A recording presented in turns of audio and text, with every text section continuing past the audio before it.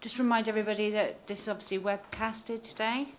Item 1 on the agenda is to note the appointment of chair and vice chair. Is it noted? Everyone in agreement? I've noted it. You've noted it? Lovely. Do we have any apologies, please? Yes, Chair, we've got apologies from Councillor Fletcher, Councillor Carson and Councillor Maven, and Councillor Smith is subbing for Councillor Maven. Well, welcome, Councillor Smith. Item 3, declarations of interest. Do we have any declarations of interest? I take that as a no. Item 4, minutes that were held on the 19th of April. Is everybody in agreement who was here at that meeting? Yep. Agreed? Yep. Thank you. And there is no chair's urgent business. So moving straight on to item 6. Before we move on, I just need to remind members really here that this item came to us by a member of public. So I would like to thank that member of public for bringing it to the scrutiny panel, which is the transport schemes. And can I also welcome everybody here, Councillor Nicholson and your team. I don't know if you want to do a bit of introduction first before you go into your report. Yeah, fine. Thank you very much indeed, Councillor Bowie. Good afternoon, and good afternoon, members. Thank you very much indeed for the opportunity to come and talk about strategic transport schemes. I'm delighted to also be accompanied by a array of officers, both those that directly report to me, but also Adrian Trim, who actually reports to Steve Ricketts in the operational side of highways, because there is a connection, albeit that principally we want to talk about the strategic transport schemes, but there are from time to time issues that Adrian may be able to pick up because they do have an impact.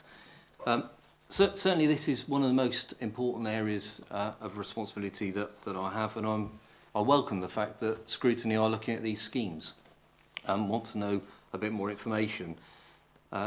So thanks for the opportunity of coming and welcome a full and frank engagement with members. Could I say at the outset that I don't think any politician, me included, sets about to inconvenience the motorists and the citizens of Plymouth in implementing any scheme. Certainly a lot of effort has been put in by officers and members, and the leader has also been involved in some of these schemes in terms of minimising inconvenience. So I'd like to place on record that our aspiration is to deliver schemes with a minimum, absolute minimum of inconvenience to the travelling public and to the wider city. And we can actually discuss a bit more in a minute as to why there has been some inconvenience. But I think, as we touched on Monday, this is a major programme of work, at the moment estimated to be in excess of £130 million over a 5-6 year period. And why I say estimated is there are schemes to be implemented that have not yet been finalised. And you'll see during the course of this scrutiny that some of those schemes have been, the start of public consultation has started, and therefore the schemes will be developed from there on. But the funding mechanism for many of these schemes does involve external stakeholders, principally the government through the LEP and growth deal funding, where we are on a tight schedule for implementation, and also Highways England. And there is a drive from government, as indeed I'm sure members ourselves want to see when we commit capital funds, delivery on the ground, but delivery clearly has had implications and will continue to have implications. We have tried to react to issues as they've arisen and tried to keep the public informed, but I'm clearly open-minded, as indeed officers are, to any improvements that Scrutiny want to propose today or in the coming months as to how we can lessen the inconvenience to the travelling public and improve information. So we welcome a positive exchange this afternoon. Hope this is a continuing dialogue, Councillor Bowie, members. But I think ultimately for Plymouth to continue to grow, to continue to provide homes and jobs, we have no choice but to improve our highway network. And I think that's why successive councils have been successful in achieving grant funding from government to deliver the growth agenda that we have. So hopefully that will do for starters. We have a presentation which officers will lead us through. Hopefully it's going to be on the screen, is it?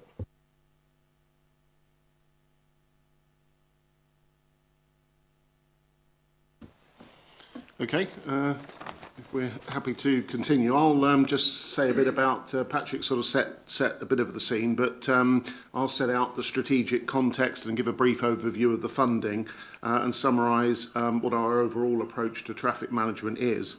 And then Sally's give you a brief run through on each of the individual transport schemes and what their funding and detailed sort of timelines are. And then we'll conclude with some thoughts for you in terms of how we think potentially traffic management issues can be improved, and that'll be something that maybe you'll want to debate. So, hopefully you can see that. You know that there are three key growth areas in the city. The transport philosophy that sort of sits behind the joint local plan, sort of six components to it. The first is seeing sustainable growth as a key driver for the transport strategy, delivered through the most health-promoting and environmentally responsible manner. Secondly, that focusing major growth on accessible transport corridors where there's high quality sustainable transport options can be promoted and where there are clear priority routes to deliver the strategic growth that we're planning. So effectively tying in where the growth is going with the infrastructure provision. Managing the need to travel by balancing that distribution of land uses across the city. Of course, transport can sometimes cause severance of communities, and so it's important that in addition to addressing those issues, we're providing access to growth and regeneration areas, as well as improving access to community facilities, leisure facilities, and of course the high quality green spaces within the city. All of that's very much part of the transport thinking. Fourthly, providing sustainable transport choices and increasing the integration of transport modes so that people have a genuinely alternative options for their travel arrangements. Getting the most out of the existing network through looking at improvements in network efficiency. And lastly, adopting a highway transport hierarchy whereby different spatial settings. So clearly that reflects the fact that Plymouth is a key regional centre for growth, and of course hence the references there to rail and other transport modes. So turning from the philosophy to the actual transport strategy, we've got sort of three basic objectives. We're trying to aim for a win-win with the transport projects by delivering a viable, safe and effective transport system, good quality design and place shaping and healthy environments. Secondly, trying to take control of our own transport future by transforming the scale and nature of transport investment that the city needs, and of course that will include embracing new technologies. And thirdly, recognising that there are other key agencies, Councillor Nicholson mentioned them, the Highways England and the Department for Transport and others, in terms of working with regional partners, again reflecting the significance of Plymouth in delivering growth. Now, it is important to remember as you look at this slide, and you'll see for yourself the scale of investment Plymouth has secured compared to the other authorities in the heart of the South West LEP area, that because all the funding now for these types of projects come through the Local Enterprise Transport Board, that the coalition government in 2010 put a moratorium on funding major transport schemes, and of course that ultimately ended up lasting 5 years. So the funding tap was turned back on in 2015-16 through a highly competitive process whereby we had to start bidding for funds in competition with other authorities across the heart of the South West area.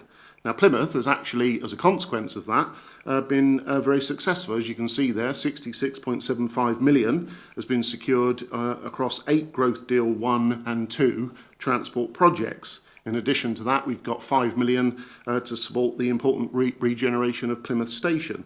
So all 9 of those Growth Deal projects are absolutely crucial pieces of infrastructure which are part of the growth plan set out in the Plymouth and South West Devon Joint Local Plan.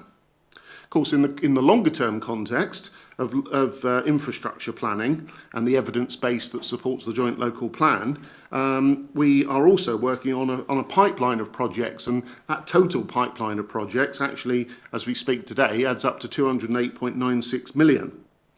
And then the last point in terms of the transport strategy that it's important to note is that the LEP funding across all those 9 projects requires us, it is a specific requirement of the LEP, that we either complete or are on site before March 2019, or we risk that funding either being taken back, lost or reallocated to other authorities. And that obviously flows from the success that we've had to date.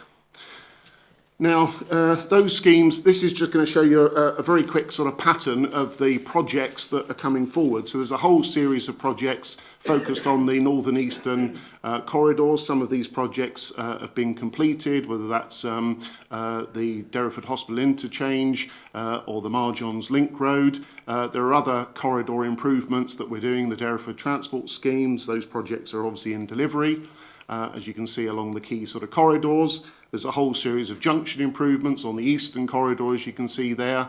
That's the Forder Valley Link Road, and Sally will talk about that later. So various schemes that are at design stage and future projects that are in the pipeline. So you can see how all of this builds up as part of the overall picture for the growth plans for the city and the associated infrastructure that's coming forward. And of course, related to that, things like looking at rail options for the city.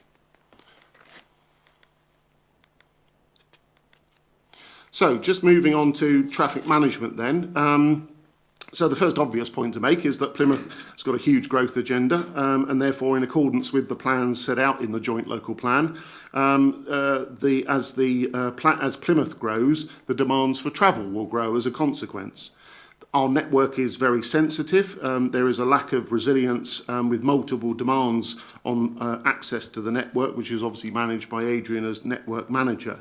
So those demands include the strategic transport team schemes that we've talked about, obviously general highways maintenance and improvement, the utilities who have the power to go on to the highway network through the New Roads and Street Works Act, developers through Section 38 and Section 278 agreements can go onto the network to do transport schemes associated with their developments. And of course, as we know, for example, with Deep Lane, there's Highways England and Devon County Council that can also affect our network. Now, one of the fundamental parameters of what we do in designing schemes is to ensure that we work in a way that there is a need to keep the traffic moving at all time while we're undertaking those works. That's a fundamental principle that we start from. Now, we also, in the implementation stage, consult on major transport schemes, always seeking to try and get local knowledge, whether that's ward councillors or people who attend some of the consultation events, to feed into both the design and the future management arrangements.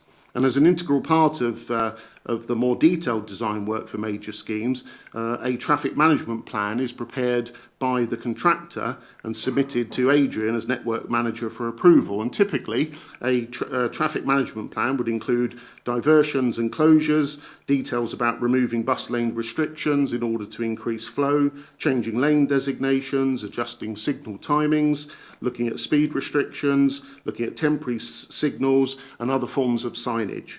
But before we move to implementation on the ground, that is obviously overseen at a relatively high level by the relevant portfolio holder at the time in terms of what the actual plans are for traffic management. So there's a whole series of communications and publicity that's undertaken before works are commenced, and I'll leave Sally to take you through some specific examples of that as she goes through the individual schemes. Let's also remember that it's mandatory to advertise diversion and road closures in the press in advance of schemes happening so that people know what is happening and when, so we have to do that as well, in addition to all the previous consultation. Once scheme construction commences, the approach to traffic management therefore needs to be adaptable and responsive, and that is in particular in relation to driver behaviour. Are people taking particular routes in the way that we expected them to, or are they making other travel choices that we need to respond to? Obviously, as the works progress, the traffic management arrangements need to be modified as schemes move towards completion. Of course, there are unforeseen circumstances. We've had some examples of unexploded ordnance. We've had some examples of heightened levels of security in light of recent events, which has affected the dockyard, and that has had consequential impacts on the transport network. And as I said, because of the sensitivity of our network, there can be issues elsewhere on the network, nothing to do with the road scheme that we're actually working on, where there's an accident, for example, that can have what I would describe as a ripple effect elsewhere across the network. and we've got to respond to that in real time. During the course of a scheme construction, we do constantly monitor and revise traffic management arrangements. It's not because we've got the traffic management arrangements wrong. It's, as I've said, it's to respond to the realities on the ground. And we tried to do that in a way to make the network as efficient as possible. I've given an example there whereby we'll alter the timings of signals to, as I've put it, flush traffic through where there are works happening on a particular part of the network. So I hope that's a useful sort of overview of what our approach to traffic management is and the strategic context. Sally's going to now take you through the individual schemes and then we'll finish off with some thoughts about how we can improve things in the future for you to consider.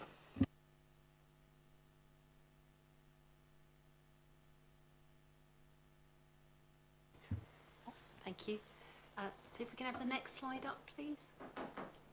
Thank you. Part of the exercise I was asked to do today was to highlight the strategic programme but also key milestones. Now, I'm sure many of you are aware that a transport scheme can be a long time, its development. I remember it taking the whole of a former line manager's professional career to deliver the South Devon Link Road. So we could be there for a long time. So I think what I've concentrated on is the construction milestones. So they'll be highlighted in each of the slides that we go through, because I think that's really what we want to talk about today. I'll just give a quick overview of the strategic schemes. And it's quite a long list. So forgive me if I don't dwell too long. I'm sure there'll be questions afterwards. So, for example, Derriford Hospital Interchange, which is up on the screen now, is an example of a scheme that's already been delivered on time and on budget. And as many of you will be aware, it's delivered the two-way operation of Derriford Hospital for buses. It's allowed the segregation of buses from the taxi and passenger drop-off area, which was a key consideration from the hospital. It's reduced congestion outside the hospital entrance, both for pedestrians, taxis, private vehicles, and it's improved bus journey times. Derriford Hospital was the second busiest public transport interchange in the city. So working there with all the activity that obviously had to go on and very much in the public eye and an incredibly constrained location to complete all that on time and on budget. I think the officer involved there did a really good job. So I will move on to the next scheme, if you like. So this was a growth deal. So we're talking about growth deal 1 schemes. And so Derriford Hospital Interchange was a growth deal 1 scheme. Derriford Transport Scheme is also a Growth Deal 1 scheme. And you'll be aware of this one. It's a £30 million scheme with construction currently ongoing and programmed to finish in March 18. We're currently in, I would say, the most painful phase at the moment, because obviously we have works at the Derriford Roundabout and William Prance Road closed. The closure of William Prance Road will be eased at the end of August, so a lot of that current congestion and current delays will be eased. And also the opening of the third lane northbound, I think, made a significant improvement. We have had issues there when it first came in, when there were accidents on the network, obviously the ordnance, there was recently a private company that went through a water main. So all of these things have impact on the transport scheme, even the weather, where it took out the traffic signals. There have been a lot of factors that have come into play, obviously with a scheme that's lasting for 15 months. You'll probably be aware it's a large-scale intervention. There'll be 5 lanes going northbound on the roundabout. William Prance Road will be 2 lanes in both directions, and there'll be an extra circulatory on the roundabout. So, as you can see, pretty significant works currently running on time. We also have, if I go to the next slide then, so Northern Corridor Junction, many of you will probably be more familiar with this, as the focus at the moment has been on Outland Road. So you'll be aware the junction with Tor Lane, the junction with Ham Drive and Western Park Road, and the junction with Peveril Park Road. So the works on Manor-Mead Road are now largely complete. The next phase will be looking at Manor-Mead Road. So we've had some early engagement with ward councillors to assist us with forthcoming public consultation and to gain as much information as we can while we develop the schemes there. But we are not planning on heading towards construction on this one till 18, 19, 19, 20. So we've got some time before that one comes on the network. If I can move on to the next slide.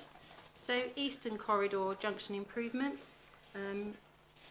Again, we've had early involvement with council. As you may be aware, we recently went out on an early consultation where we've gone out with a concept rather than with an actual, it's going to be this long and it's going to be this wide. We've asked people within the vicinity what changes they would like to see on their network, which I think has been largely well received. It was incredibly well attended. There were hundreds of people that attended each event. The actual programme itself is not just along the junctions of Plymouth Road, but it's also on 3 key junctions within Plymstock as well, Dean Cross, Horn Cross and Reservoir Road. And it's essentially, again, replacing aging signal infrastructure, putting in modern technology, so mover and scoot, so reactive traffic lights that can react to the traffic both at the actual signal itself and basically liaise with other signals on a combined network to allow various roads to move at different times, adjust green time, and actually to do that automatically. Obviously, it can still be overridden by our own urban traffic control centre. So construction, again, although it says 2018 to 2021, that will actually, obviously it's not consistent through there. The first phase will be at Cot Hill, which will be beginning autumn 2018, it's anticipated, and the actual programme itself finishes by 2021.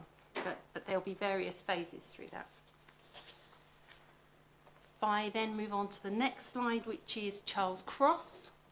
So again, a Growth Deal 1 scheme. We have 2.1 million of LEP funding towards a £3 million scheme. We are anticipating construction next year. You'll probably be aware that this is a junction that suffers from congestion, particularly around 2 p.m. on a Saturday afternoon. We obviously have the memorial in the middle. There are a lot of constraints with this site. There are problems with bus services. It often causes delay to bus services, and almost all of Plymouth's bus services go through this junction. At times there are up to 30 buses an hour going through here, so it has many users. Clearly, you've got the mall also that's there. It's very popular, so there's a lot of pedestrian traffic. You've got the British Land development coming to the south of the viaduct. You've got the History Centre coming just to the north of there. Obviously, the university as well. So this is a real key junction, and we are likely to be going out for a consultation this September.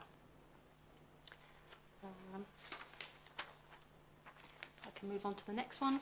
So we're moving into some of the sustainable schemes now. These are managed by my colleagues in Smarter Choices, but I think these are also growth deal schemes, so I think it's good to see the wider picture. There is a series of cycleway improvements in the Northern Corridor Strategic Cycle Network. So along Tavistock Road, there are improvements that are being delivered at the same time as Derriford Transport Schemes. So they were procured at the same time to allow those efficiencies, and will obviously be built at the same time. There's also improvements along Plimbridge Road from the Wrigley's roundabout to the George Junction Park and Ride, along Southway Drive as well through Southway Shopping Centre. That's more on the local roads. Crown Hill Road to the A38, which again is local roads through Honick Knoll area, and small-scale enhancements to walking and cycling facilities on the Northern Corridor. Again, this is a construction programme from 2016 to 2020. Because the disruptive elements are being delivered with the Derriford Transport Scheme, the impact on the highway will be very minimal throughout that. If I can move on to the next one, which is Eastern Corridor Strategic Cycle Network. And most of you will probably be more aware of this one because obviously there was the former railway bridge that was converted into a cycle scheme, and of course the next section, which has gone in from Lower Bridge to Broxton Drive, is now almost complete as well. There's plans for the city centre, works along North Cross to the Hoe, including public realm along Armada Way, and there's some additional small-scale related walking and cycling elements along the Eastern Corridor, again mostly on local roads, signage and smaller upgrades.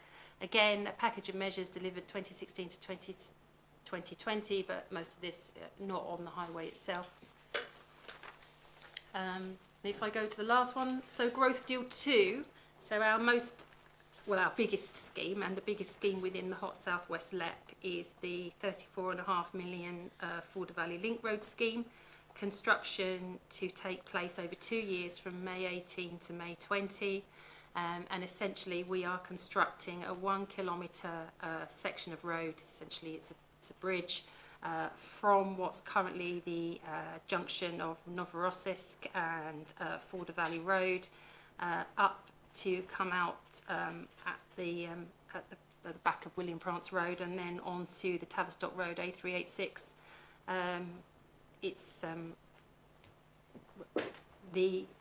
I think the important thing to say about this is that because most of the works will be offline on the bridge, so there isn't an existing piece of road there, we are managing to keep disruption to a minimum by actually building the junction where the road comes southwards and meets Forder Valley Link Road. We're actually going to construct a junction next to the existing junction, and then link that up to the junction. The element of pain will probably be at the back end of that construction period when we need to link the new junction to the existing network. We are at the moment keeping all of those roads open, so there will be diversions and contraflows, but the aim is to keep that junction open and to construct as much of it offline as possible. So I think it's important to say as well that 16,000 vehicles a day will probably use that. This model will use that road, and it is anticipated that will alleviate around 4,000 vehicle movements a day off Manadon roundabout at the same time. So it's a crucial piece of infrastructure linking the A38 up to the north of the city. I'm going to go on to Growth Deal 3 now, which is so although my team put the bid in for Growth Deal 3, it's being delivered by Economic Development because the largest element of this is basically property redevelopment. We have secured 5 million of Growth Deal funding towards a scheme which is valued at over 50 million, and as you know will involve the location of a new building from the university as well as a hotel, a brand new car park, offices and retail that will all be on the site. Obviously improvements to access to the station, as I'm sure you're aware because it's been in the master plan. So currently this is on schedule for the construction. So the first part of this will be the demolition of the existing car park while simultaneously constructing a new car park, and that will begin in 2018-19. Obviously, it's under a time constraint with a new university building. They have September deadlines to meet, and also we have the funding deadline, so we have key drivers pushing forward there. If I can go to the next one. So, schemes where the funding, where we currently haven't secured the funding, but they're bids in the pipeline, and they're bids in the pipeline in this case with Woolwell to the George, where the funding, not necessarily the scheme itself, but the funding has to be spent by March 2020. So obviously key is Woolwell to the George. I'm sure you're aware the improvements to Woolwell roundabout itself and then widening from Woolwell roundabout down to the George Park and Ride. Anticipated 15.7 million scheme, and we've currently got a £5 million bid in with the Highways England Growth and Housing Fund. It's currently on hold subject to more information to be submitted. So the next one, scheme in the bidding process, is Morley Drive. Morley Drive has been submitted to the new National Productivity Investment Fund from the Department for Transport. It's a 5 million scheme overall, including some of the land values that will be involved in this scheme. We've bid for 3.3 million, and again the funding would need to be spent by March 2020. And essentially this one is allowing two-way bus operation along Morley Drive, which obviously is currently a constraint point. There's obviously there's the ambulance service entrance is located there, and it's obviously used by the hospital. There's a hospital car park near there. So again, the stakeholders there, there's heavy interest from the stakeholders. We currently work with them on the Derriford Transport Scheme, and we're building on the relationships that we've built from there. If we move forward again, so the next bid that we've got in for the National Productivity and Improvement Fund, because you were allowed 2 bites at this one, is the Forder Valley Interchange. which is essentially improving the circulatory on the roundabout just to the south of this slide. It's also improving as you come along the Forder Valley Link Road off that roundabout. There's a really short merge, and it's lengthening that merge and essentially widening the road northwards. It's an 8.5 million scheme, and we've bid for 5 million. Again, funding needs to be spent by March 2020. I think another key driver for this one, though, is that we'd like to implement the scheme at the same time that we're doing the Forder Valley Link Road, because we don't want to come back twice to the same location. So we're really pushing forward with this one to make those deadlines. So other schemes that we have that we're currently looking to bid for are Pomfret to the Ride. Clearly, Pomfret Roundabout, there's been a scheme around for some time now. It's quite it's a high value at £19 million, so it's not easy to secure funding for this one, but we think it's vital for the improvement to the east of the city. Catdown Roundabout, nearly 8 million. We're looking forward to reconfigure the existing roundabout to a signalised junction, and that's to accommodate the future use. Obviously, the joint local plan is up to 2034, and we think these will be needed before then, but the bids that come out at the moment are in the spending round up to 2020. We don't know what's going to happen past that point, so we always seek to secure funding where we can. And then finally, Manadon to Marsh Mills. I'm sure no one's surprised to see that on the list of schemes that we are looking to fund. Again, it's a high value scheme, but we do need to, if we're going to allow the city to grow and to minimise our impact on the A38, then we need to ensure that Manadon and Marsh Mills can accommodate that growth. So you have to excuse me, I'm just losing my voice a minute. So Paul referred to me giving some examples of engagement. I think, sorry, that slide is so hard to see, so I'm probably going to read from my own notes at this point. But I think in general, to say that, in every case, before we do any public engagement, we always have our comms plan, of course. We issue, I suppose you want, no surprises here, press releases, website information, newsletters. We do member drop-in sessions and briefings, stakeholder meetings. There's the weekly road report, obviously, that goes out to our stakeholders and the press every week, which records all the changes that were happening on the ground. I'd kind of like to go to Derriford as a specific example, because you can see that actually, what it doesn't say on here is that, because it says since 2015, but we actually did our first road show in December 2014. So if you think that we actually didn't go on the network until January 2017, you can say there was a long lead-up time then of public engagement.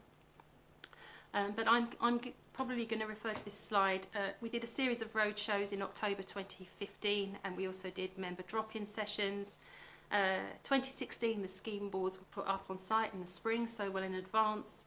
From autumn 2016, we had regular meetings with the emergency services, as you would expect. We've also had drop-in sessions for land registry staff between January and May, so that they could obviously change their travel plans, but also ask questions. March 2017, we did a letter drop to all the businesses regarding the closure of William Prance Road.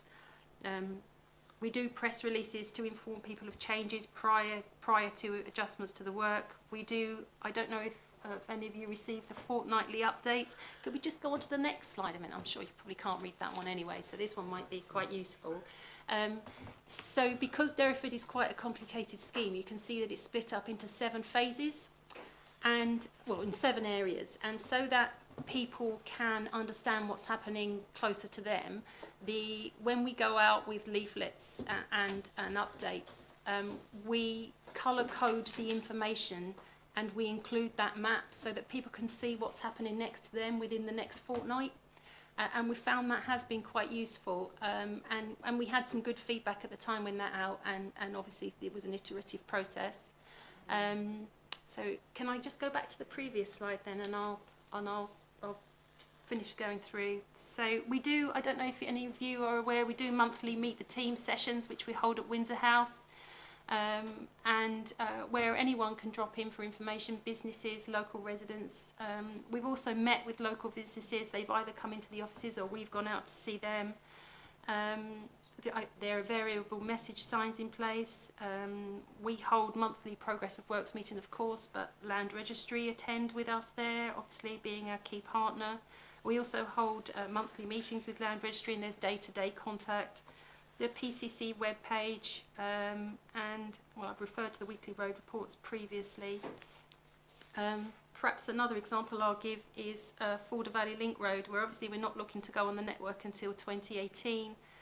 But we did our first roadshow in 2016, so again, well, about 18 months in advance. So hopefully that gives you a flavour of the kind of communications that do go out prior to a scheme being online.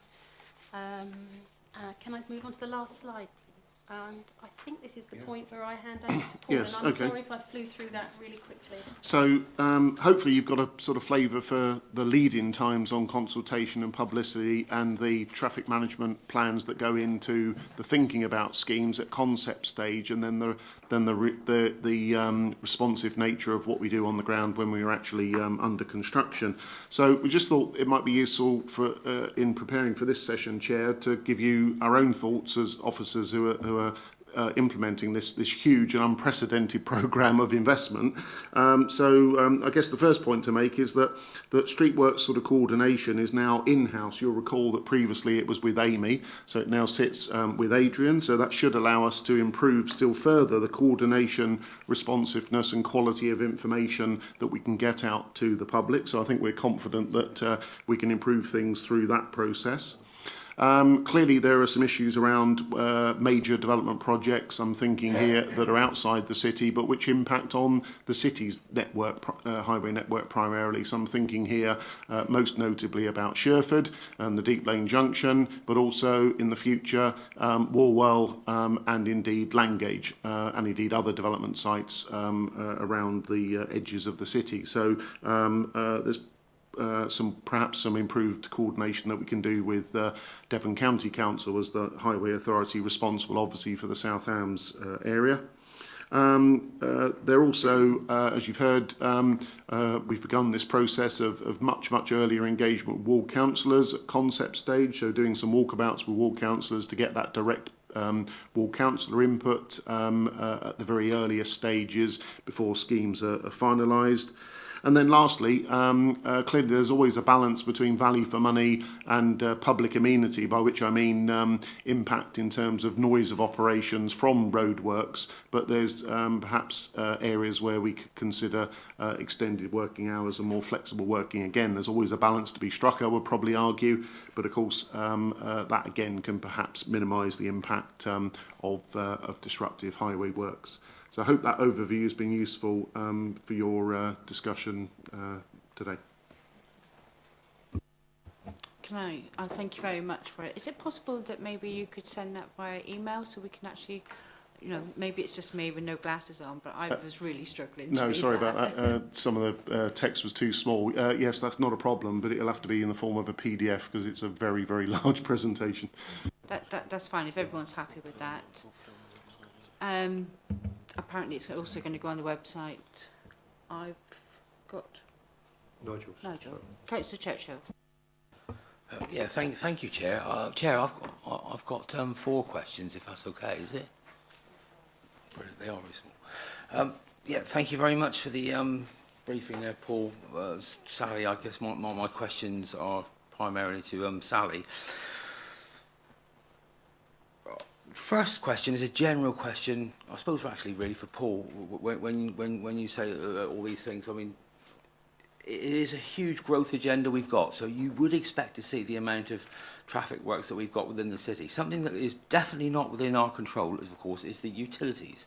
And I think that is what's compiled to much of the problems in the city when they just suddenly got to give so much notice to Devon County Council and dig up a load of roads, and of course that adds to it. Is there any way that there can be some joined up thinking between the utilities and their road openings and our very sensitive works, as you put it? Yes, there is that coordination. Adrian is best placed to advise you what we do on that. Yes, thank you, Chair. We meet on a fortnightly basis with the utilities. We basically share programmes. We're planning months and months in advance. Obviously, the utilities have access to our network. Where they have to go in terms of safety, they can go straight onto the network and do what they have to do. But generally speaking, we do work very well together. It's always in advance, and basically we are talking months. So we do tend to coordinate our works. And we do share programmes like the programmes that Sally's just shared with you now. Those will be on the radar for the future. Certainly we were talking with South West Water about their programme, a 5-year programme, 3 years ago. So again, they share their programmes with us. Thank you very much for that, Adrian. Sally, you mentioned Charles Cross. I think you mentioned 2.1 million LEP funding of a total 3 million. Where would the remainder of the money come for that scheme?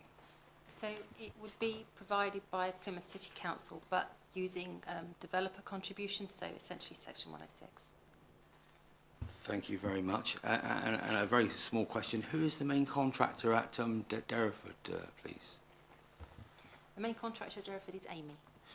Thank you very much. And finally, one for me really in my own ward, and this question is specifically not for Bob.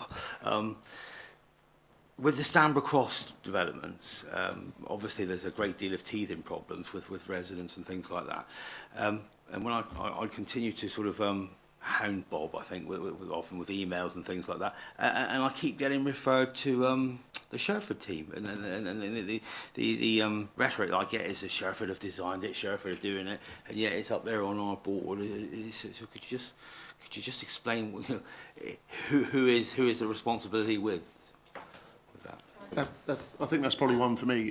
Just to explain, Sherford is obviously a huge billion-plus scale project over 15, 20 years, 5,500 homes consented over a long period of time with, again, a significant amount of new transport infrastructure associated with that, of which alterations to the Plymouth Highway network and Stanborough Cross being one of the earlier phases, including the road to the north of the King George V playing fields being sort of part of that. The Sherford delivery team was created with government funding to drive forward the delivery of Sherford. It's hosted effectively by South Hams because they're primarily the planning authority. Only 320 of those homes are inside the border of the city. So the lead on highway matters is a lady called Gina Small. Gina is the transport person who is part of that team, along with other professionals, planners, ecologists and others. That team exists and is effectively an arrangement between Devon County Council, Plymouth City Council and South Hams to drive forward every aspect of Sherford, which is why you're rooted to Gina and the Sherford delivery team. Thank you very much for allowing us, just Chair. add to that, and I think it's quite important where development's taking place, particularly for councillors affected by Sherford, that councillors actively engage with a consortium. The better the engagement, the better the outcome. And just to clarify, so Stanborough Cross isn't part of the Eastern Corridor programme. That's where the distinction came. But I've also been told, Councillor Churchill, that Gina Small was actually invited today due to the motion on notice that went to Council, but it was only 2 days, so it was really short notice for her. And I have to also say Devon County Council was also invited as well. But in fairness, 2 days is quite a quick turnaround for these, for people to make. All right. Chris Penberthy, please. Thank you, Chair. Like Nigel, I've got a few bits I want to pick up on. First of all, I think it's great that a member of the public has put something for us. It might be worth just in future thinking about encouraging public engagement, that was identified on the meeting papers, so that it was clear that we were responding both as Scrutiny and Council to what public were asking us to look at.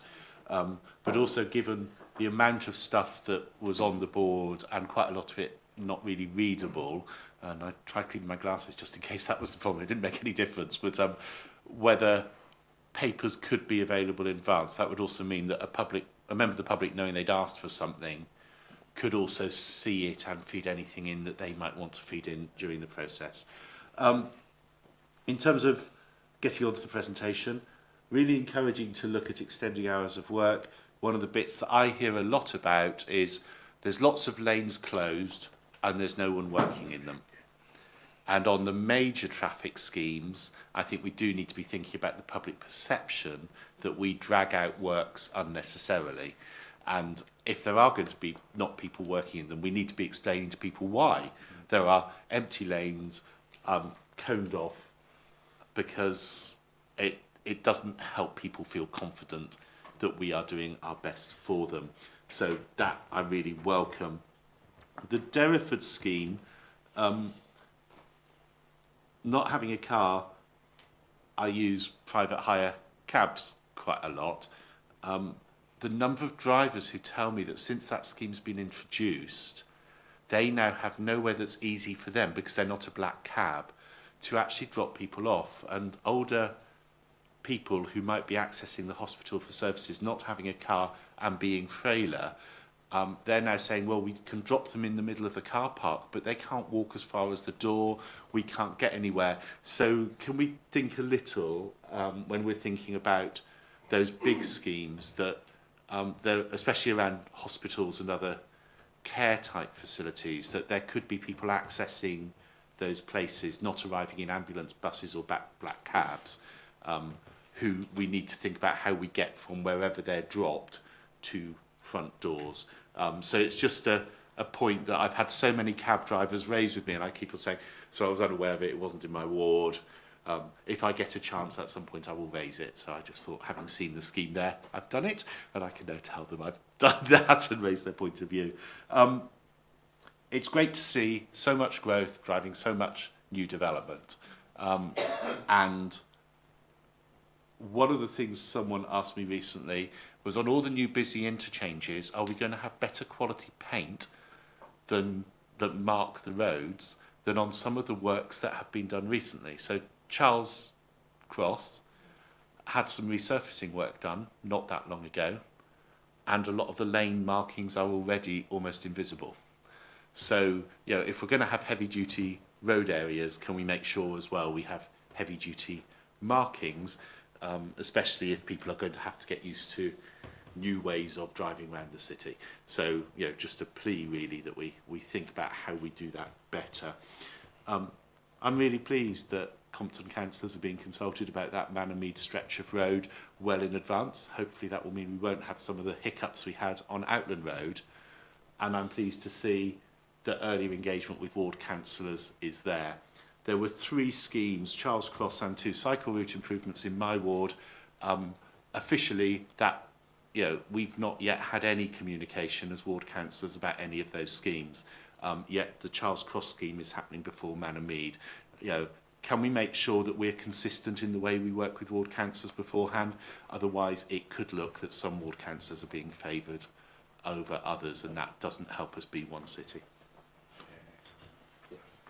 Can I just say a few opening comments, and then obviously the officers can pick up the detail. Public perception is absolutely you know, one of the most important things, and the perception, particularly to visitors, if you know it's seen that these roadworks are dragged out, it's not good for the city. So I've been very conscious behind the scenes to try and drive those schemes we're involved in and responsible for, to see that there is a consistent approach. And we have met contractors. So Amy were called in for a discussion about that perception at Derriford, but also the issues at Derriford. And so this is not being micromanaged, but being, you know, there's been heavy involvement from officers and members around that perception at Derriford, and to try and progress the scheme. So it is an important point, and I think it's something that will continue for all schemes. We need to know about the programme. But there are at times, and this comes back to communication, where the contractor is relying on utility companies to do works to allow the continuation of the contract, and it's not within their gift, and therefore there are delays because the coordination of utilities in the overall major implementation scheme is not quite well coordinated. So I think it's a communications point that we need to pick up, and I'd welcome actually knowing when from this panel whether every member of the council would like to know about every scheme in the city boundary on a sort of very regular basis, or the approach that we tried to take, which is to focus communication on those members most affected by the schemes in the areas that they represent. So there's been a subtle approach of trying to target representations and information to people rather than blanket the whole council. So I'd welcome a view on that. Certainly, in terms of the taxi trade, there's a wider issue there, Councillor Penberthy. I think the taxi trade are a key stakeholder, and they as a trade need to engage with the council on all consultations on highway matters. So there is important is all the other key stakeholders and giving a collective voice. And perhaps we can look at how the council communicates with the trade in general on those matters. Perhaps if colleagues can pick up other points. So I've noted down a couple of points, so forgive me if I've missed anything. You talked a little bit about the perception of kind of no one being there while the works or the cones were still in place. So there's a couple of things I would say behind that.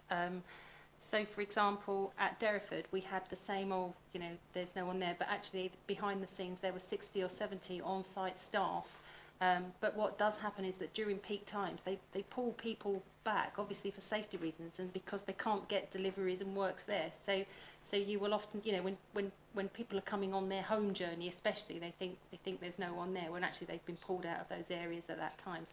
That's not to say that at times, you know, we need to get better at communicating what we're doing. And if you look at the overall screen progress, you'll see that, you know, it is going to schedule. Also, sometimes where an area is coned off, it might just be well, they can't open it again because, say, a curb's not there or the utilities are still exposed underneath, or for some of those reasons. The non-black cabs at the hospital, obviously we responded to the hospital's request for where they wanted their pull-in, drop-off, their taxis. So what we've put currently is in liaison with the hospital. I would suggest that the non-black cab, you know, the private hire cars could contact the hospital for spaces at the moment, because obviously when it's the hospital's land and our scheme's complete. So quality of paint. So I mean, I think I'll probably hand over to Adrian at this one. The quality is the same, what we use across the city. Certainly the strategic network has our attention. It is also this isn't an excuse, this is just a fact. It is the height of the resurfacing season, and where we resurface the road, obviously what we do is resurface and reline at the same time. It's the same team that does those. So I'll take on board that is a bit bland at the moment, and we could do it a bit more. I think it was resurfaced a while ago. It's actually worn out. It has worn out, yes, it's absolutely. More stuff wearing out quickly. That was the. And it is the sort of capacity of that bit of the network. It is high, so it will wear out, and it also wears out quicker where you're turning the wheels on it. So I'll get that looked at for you. So I think there was one more which was on Charles Cross, and you are correct in that we have gone out for earlier engagement on Manor-Mead Road and Eastern Corridor, and the reason for that is that actually Charles Cross has been a really tough nut to crack. It's a really constrained space with many users going in there, but you will be contacted imminently, I think is the answer.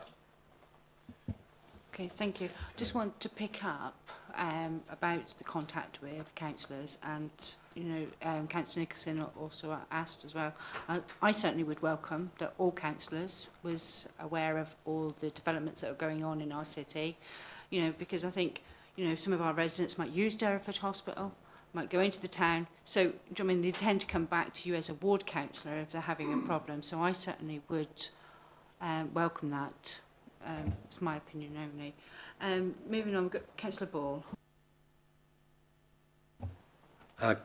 Good afternoon. I have to say that I'm very encouraged by the scope and the range of this scheme and the schemes that will follow on from it.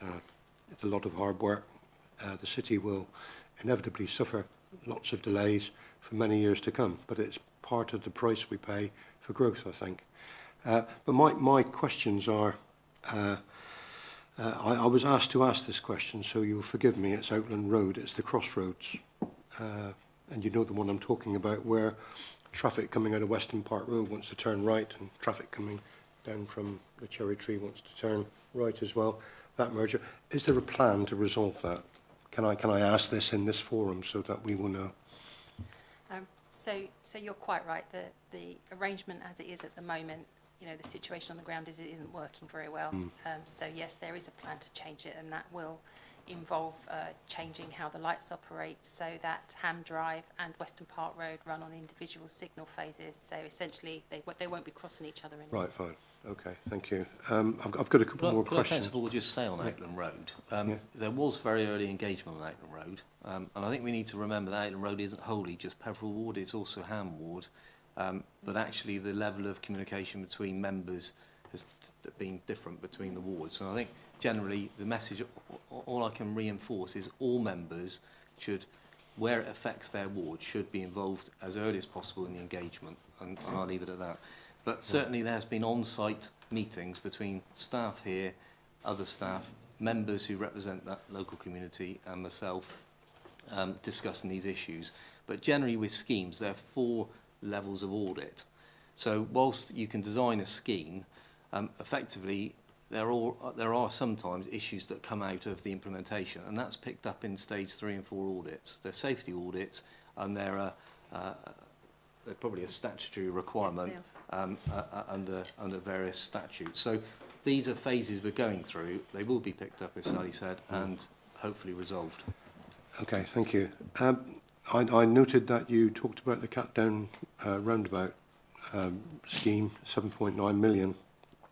I remember that a few years ago it was part of 4 pinch points in Plymouth, and that was one of them. And I remember at the time talking to I think it might have been Clive Perkin at the time, I can't remember exactly. The plan was to take away the footbridge that goes over the roads going down to the A38 and down to Catdown. Now, I said at the time, how are people going to get across? They said, we're going to have traffic lights. And I thought, you're going to put traffic lights on the A38 entrance road.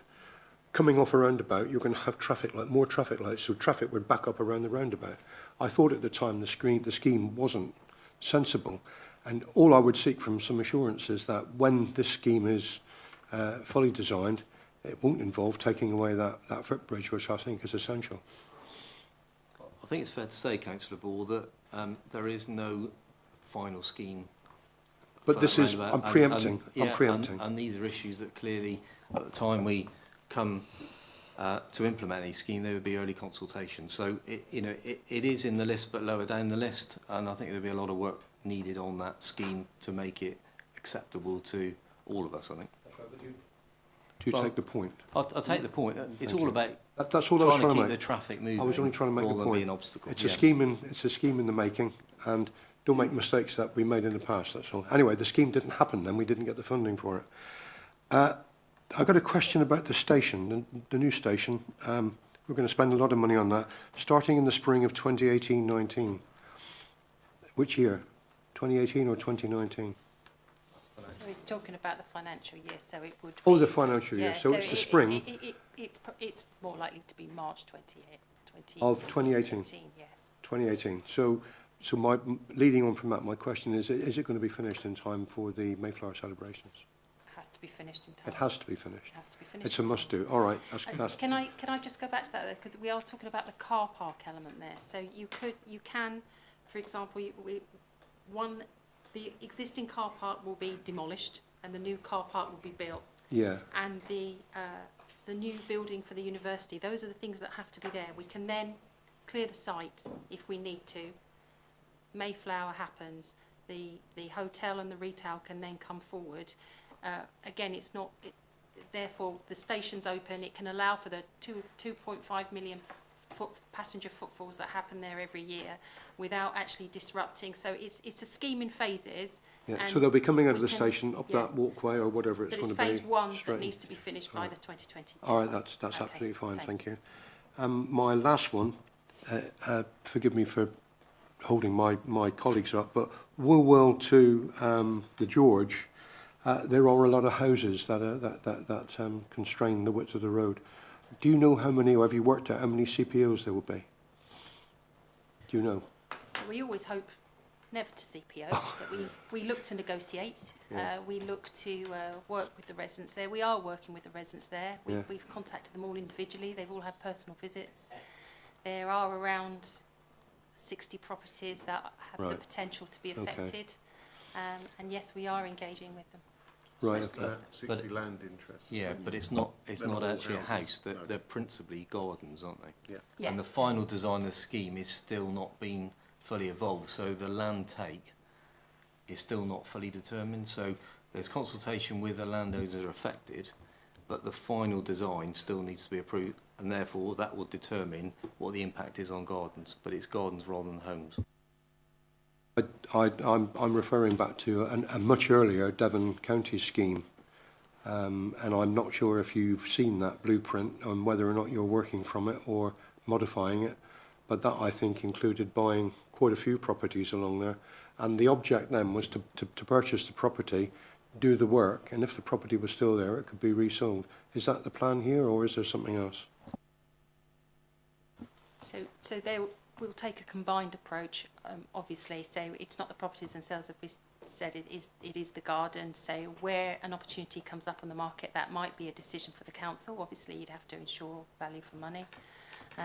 We'd be looking to negotiate with people along there. Obviously, we can use the existing HMPE land.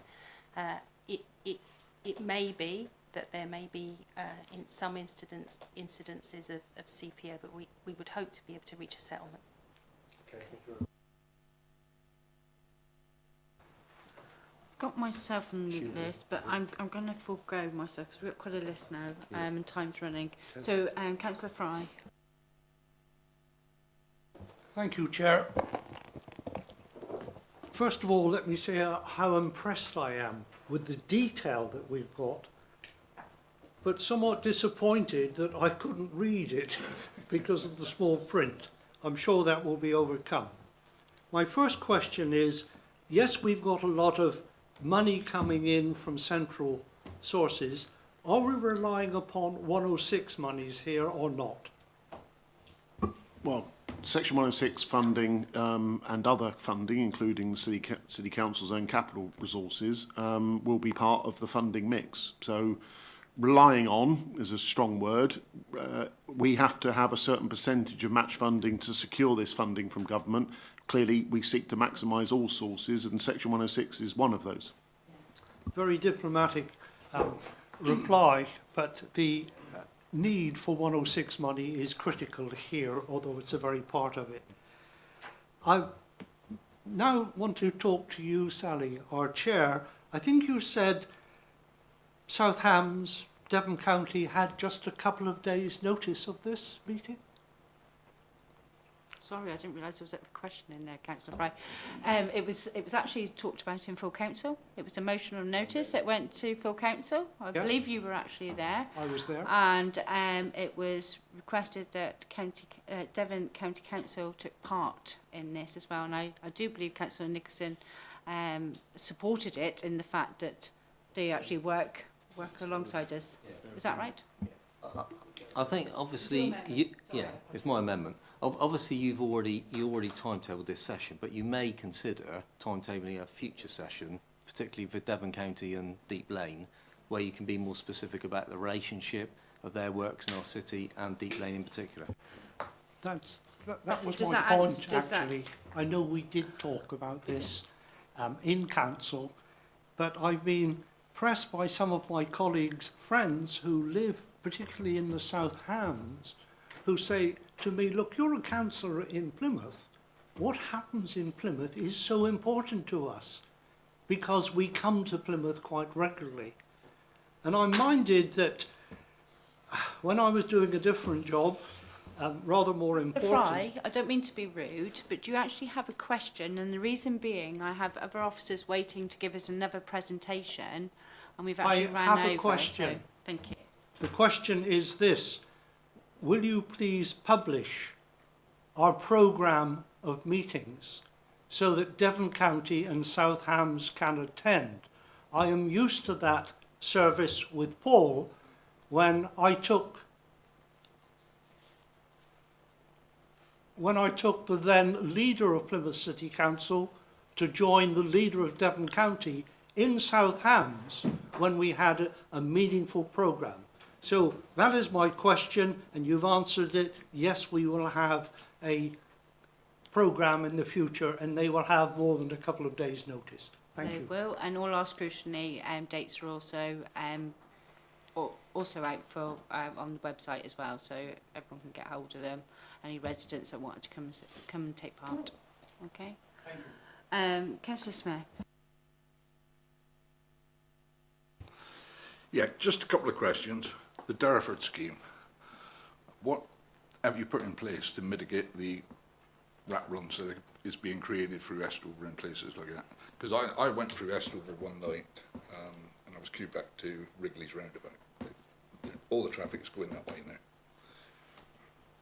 Do you want to take that one first and I'll do the others? Or do you want all three together? Sure. I mean, there is rat running. When you put in a scheme like Derriford, it is perfectly normal that people will want to find alternative ways of getting where they need to, and actually that's part of mitigating the impact of the works. Now, if there's a specific problem being caused by the rat running, then we can obviously look at that, where it may mean that we need to look at the parking or some traffic calming or whatever that might be. I don't think you'll be able to eliminate it altogether, but if you give me the details of the location you're thinking of, then I can obviously come back to you on that. Chair, it is right through the Estover ward. You either go up the main road and up through by Wrigley's and up through to the old airport site. It's jam solid there.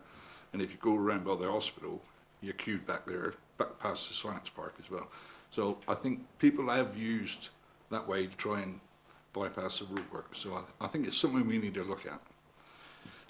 Second one, picking up on Chris's point about roadworks with no one working, I think the main culprit for that was Deep Lane. Yeah. Devon County Council managing that scheme were atrocious.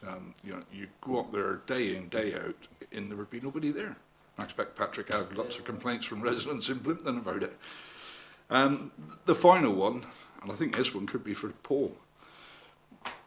What is the status of the Morrison's planning application on Plymouth Road? Because it's a waste of time us doing any roadworks on Plymouth Road until we know what's going to happen with Morrison's.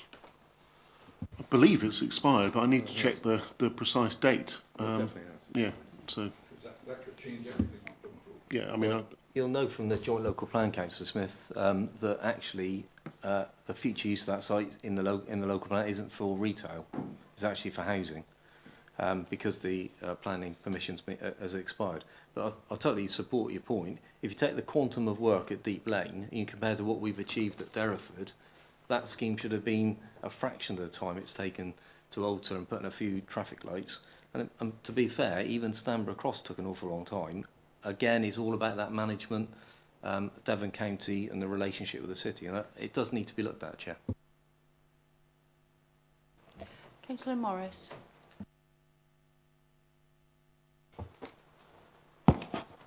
Excellent. I like these. They look like Klingon birds of prey warships. Yeah, we obviously need more scrutiny panels so we can have more of this. This has been useful today. A couple of things about first about communications on these big schemes, and it sort of goes back to what a couple of people have said. It would be helpful because you asked whether I'd signed, whether people had signed up to get the Derriford updates. I did. Never got one, but I did sign up. But it would be helpful for these really big schemes. I mean, I don't need to know about slurry seal pavement resurfacing in Plimpton Earl. I mean, but for these big ones, having something regularly which goes out to all councillors, because you do get questions. People just assume you know stuff because you're a councillor about what stage has this reached or whatever. To be honest, until last year, I'd never had any idea where Deep Lane was. As far as I'm concerned, it's on the other side of the River Plym and might as well be in Exeter. So it's difficult for me to comment. But having that general email about it would be very useful as a regular update. And the one which recently has come out about all the minor roadworks from Sonia Marshall, the little spreadsheet which we got, was really, really useful on that, because you can quickly pull up and let people know. So that would be a very useful thing. So would you like me just to respond and give a commitment to Councillor Morris and the panel that we will review our communications and we'll do a regular bulletin and make sure all members get what communication needs to be circulated? Lovely. And then a couple of points on that. Could you also have a word with the local enterprise partnership about that? About like advertising their meetings, like the local transport board, and also updating their website, because Councillor Coker is still listed as the Plymouth contact there. So if you want to pass that on. Well, you know, I know it's temporary, Patrick, but you know, but it might be worth their while doing it. So that would be useful. And also, just little things on that is that for officers to be aware that just because something happens in a ward doesn't mean it doesn't affect another ward.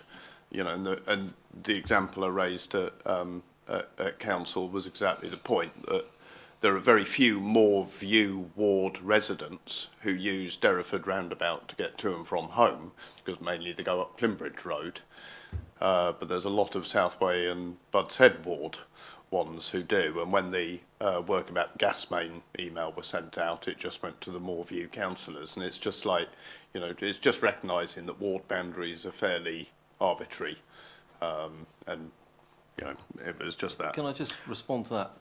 Councillor Morris, if Adrian would pick up his sort of network responsibilities in relation to those communications, because from my team's perspective, we made sure on Derriford 3 wards were consulted. So effectively Southway, Moorview and Egg Buckland principally. But I think, Adrian, if that needs to be improved, then that would be worth feeding that back. Thanks, Patrick. You know, I'm not asking for a complete answer now, I'm just making the comment. But then finally, one detailed thing, which is about Morley Drive. One of the dangers with improving roads and widening roads is that you potentially just have wonderful throughput of traffic to the next construction. And I don't understand why Morley Drive was bid for separately from Derriford, the Derriford interchange and the Forder Valley Link Road, given that it's the essential tiny little link between those huge transport schemes. And so that was the first thing. I don't understand why it was separate. But secondly, we put in a new bid, that bid having been turned down. When are we expecting to hear from you mentioned it in the presentation, about whether that bid's successful? Because it seems to me that Morley Drive is rather crucial to the whole of the particularly public transport links. All, you know, it's like the keystone where they all meet at the end. Yeah, you're absolutely right. It is a keystone where they all meet, and it would play a crucial role in actually allowing buses to get into the hospital, use a new hospital interchange, use a new Marge on Link Road. Yeah, it's a key element of the puzzle. You're right, there was a bid that wasn't successful. We bid for it as part of Growth Deal 3 so that we could be delivering it within Derriford. Obviously, we're quite sensitive that at the moment there are a lot of works going on in Derriford, and that, you know, there's an ambulance station there. We've already got changes to Brest Road to accommodate Derriford. So the idea was that we'd get it in for Growth Deal 3 and then follow on the back, but unfortunately we didn't manage to achieve that. We've got it in for the new National Productivity and Investment Fund. We haven't had any information yet on when we'll hear about that. The guidance says that you will get a decision shortly. So unfortunately I'm not able to answer on that one. No. Could I perhaps just explain the politics of how the money gets allocated? So the government allocate the LEP, a quantum sum of money, and then the local transport board effectively review the schemes, but we'll have already had a list of schemes but before we know the quantum of money. So the quantum of money affects the cut-off point, those schemes that can be achieved and implemented, and those that can't. So if you were to have wholly massive schemes, your effectiveness of winning percentage-wise is going to reduce. So it's good to have some big schemes and some small schemes. It was just unfortunate on Morley Drive. It was just below the cut-off point. Certainly, Councillor Coker and I endeavour to maximise our effectiveness of winning at the local transport board, obviously, our schemes. But clearly, there's only so much money, and we're haggling at the moment, making sure that our schemes stay in the programme rather than being diverted to other schemes for which funding hasn't been made available. Okay, Councillor Morris? Okay. Can I thank you very much for coming? I do believe there's probably loads more questions, as you can imagine. I know you're always available, Councillor Nicholson, and I'm sure the officers are as well. But we would like to invite you back in November, if that's okay. And just remind members, if you have any questions between now and November, please email them to the officers or to Patrick, and I'm sure we'll get some answers. Okay, but Yeah. thank you very much. Thank you very much. And you know, if there's anything you want us to do differently in November, please tell us. Obviously, we're happy to, and we'll circulate documentation before the meeting. Thank you. Okay, members, we're moving on to item 7 now. We've got our... Yeah.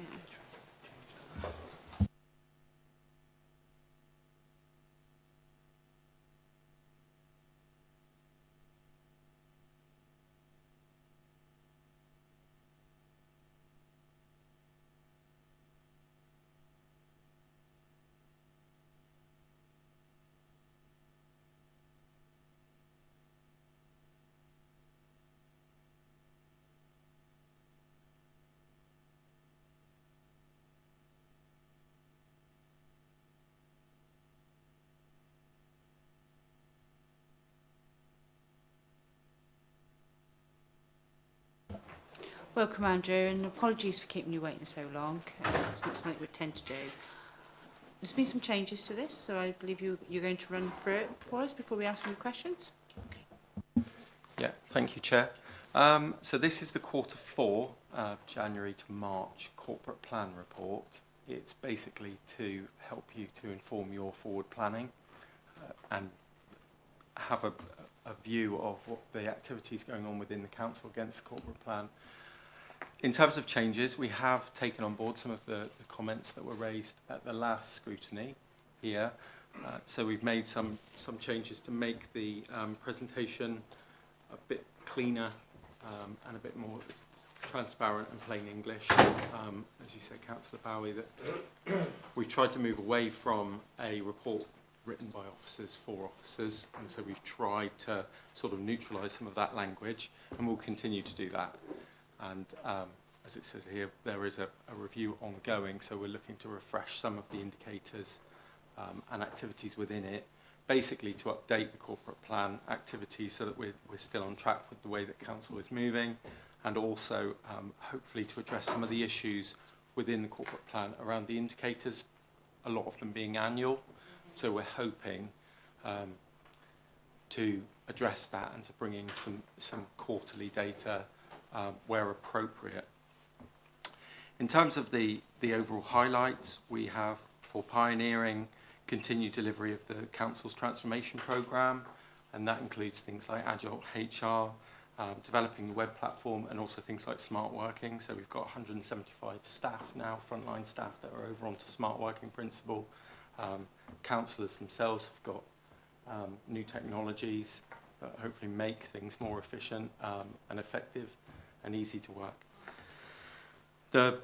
In terms of in Q4, we had the medium-term financial strategy that was agreed at full council. In terms of slippage under pioneering, we saw that there were issues around the work stream to look at enhancing our capability of generating intelligence on information that informs decision making. So that project has been reviewed and rebranded in light of those delivery issues, and a fresh approach is being taken to that. In terms of growing, obviously you had Paul and his team here earlier talking a lot about the kind of infrastructure needs. This report covers that at a very high level. hopefully along with other things, so that you can look through this and identify on your forward plan what needs to come to scrutiny for you to look at. So there was the infrastructure information around the bids, and you talked about Morley Drive. And then there's also things like the 800 homes that are expected to be completed by March 2018, and also a focus on jobs and skills with regard to Plan for Education and Development of the Skills Board, Employment and Skills Board. Within caring, there's been a large amount of progress made, and the Court 4 update has highlighted that there have been some issues within the elements of the commissioning strategies. So there has been some delays, and there's been challenges in terms of housing pathways. So that has prompted the creation of the new Community Connection Service to hope to address that. And then also it talks about pressure on the primary care system, sustainability, and it also talks about some of the indicators that are presenting a challenge, one in terms of special educational need and the work to maintain a good performance in what is quite a challenging climate, and also the pressures around delayed transfers of care and homelessness, category 1 hazards in terms of resourcing. In terms of confident, which is the final kind of vision, we've got the improved street scene, and that talks about 7 items that are being delivered, and that includes the weekly bin, alternate weekly bin collections, recycling on the go, and community engagement plans. And there's also, it mentions about a slight delay with the people strategy, which has now been addressed. And that effectively, Chair, is the highlights from the report. As I say, it's a very brief look, really, across a broad spectrum of activity within the council, publicly available, so that members of councillors and members of the public can look at our activities and raise questions. So I'll open to questions. Thank you. Do I have any questions? Councillor Smith. Thank you, Chair.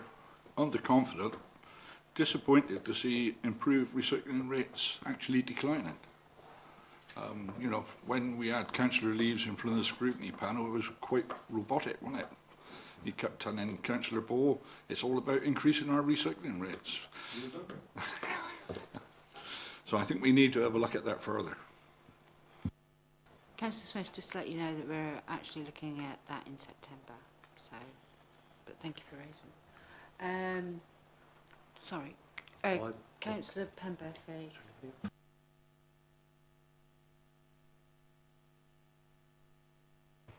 Clearly having, in a lot of cases, no data since the end of 15-16 doesn't help. It's not in an odd, isolated one. It's in far too many to have no data. I think, actually, there should be big questions being asked of the cabinet member responsible, were they sitting here, in terms of why there is so much performance data missing from the report that we're meant to use to inform what we're meant to do. And I would hope that by the time we see the next report, data is substantively up to date. So that was just the first comment. I did notice in the text that apparently our coach facilities on the Barbican are meant to be in by summer of this year. At the Waterfront Partnership Advisory Board last week, members were told that as yet there hadn't been any definite decisions made on that, and that it could be that it wasn't in place for this summer. And as ward councillors, we've not been informed. So what seems to be being said in one arena seems to contradict what's being said in another. Can we please make sure that what the true story is the true story? If it is due to be there by this summer, then council officers attending Waterfront Partnership Advisory Board meetings, the chair of the Waterfront Partnership Advisory Board and Waterfront Partnership members of staff should be informed of progress, as should Destination Plymouth staff. So, clearly we're getting stuff here that doesn't quite match. I know we're not caring. I have some concerns about slippages in some of the areas of action plan. So a community safety plan, the delivery plan for this financial year, end of first quarter, still not put in place. Community safety matters. People need to know that we're looking after them. The Community Safety Partnership leads on domestic violence in the city. We need these delivery plans put in place. We have a seat at that partnership, both at cabinet and officer level. We should be making sure that our partners also engage in making sure that they meet the timelines. Similarly, drops in numbers of households prevented from being made homeless at a point that homelessness is rising, drops in the number of category 1 hazards in private rented sector housing, that means housing is unsafe, and we know we've got a big issue in private rented sector.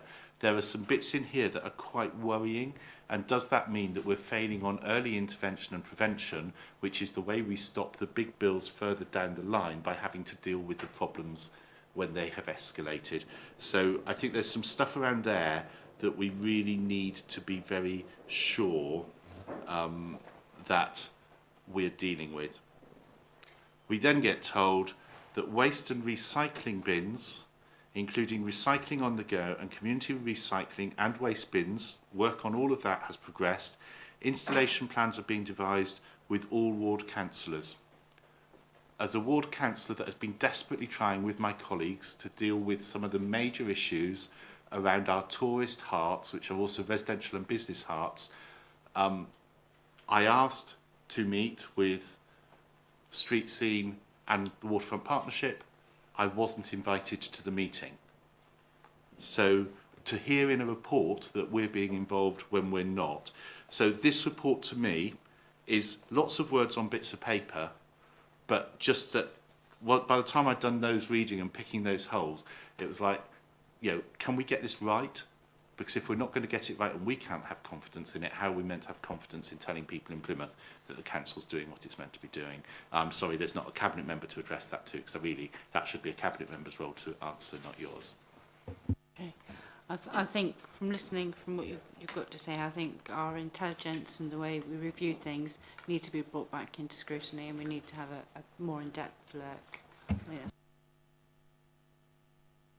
Yeah, if I could respond just very quickly to a couple of those points. And it is good that you're picking those things up on a range of different issues, and as you say, that some of the challenges around the community safety plan. And so one of the things that I think we've tried to improve upon in this report is to bring out some of the challenges and not to bring a document that's all good news. And so that kind of transparency is encouraging for us.